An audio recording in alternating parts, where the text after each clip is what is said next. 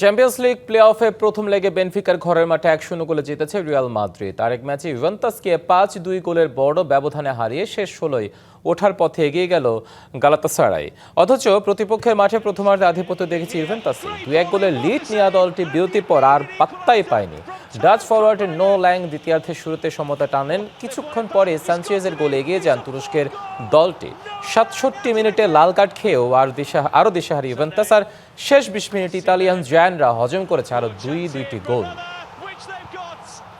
এদিকে বেনফিকার মাঠে প্রতিশোধটা ঠিকঠাকই নিয়েছে রিয়াল মাদ্রিদ। শুরু থেকেই অ্যাটাকিং ফুটবল খেলেছে স্প্যানিশ জায়ান্টরা, কিন্তু গোল পেতে অপেক্ষা করতে হয়েছে 50 মিনিট পর্যন্ত। দারুণ এক শটে স্কোর শিটে নাম লিখিয়েছেন ভিনিসিয়াস জুনিয়র। তবে এদিন মাঠের লড়াই ছাপিয়ে আলোচনায় ছিল বর্ণবাদ অভিযোগ, যার জেরে 11 মিনিট খেলা বন্ধও থাকে। এমনকি মেজাজ হারিয়ে শেষ দিকে বহিষ্কার হয়েছেন বেনফিকার কোচ জোসে মরিনিও। কিন্তু বিতর্কিত এসব কাণ্ডেও মনোযোগ হারায়নি রিয়াল, শেষ পর্যন্ত মাঠে ছেড়েছে জয় নিয়ে।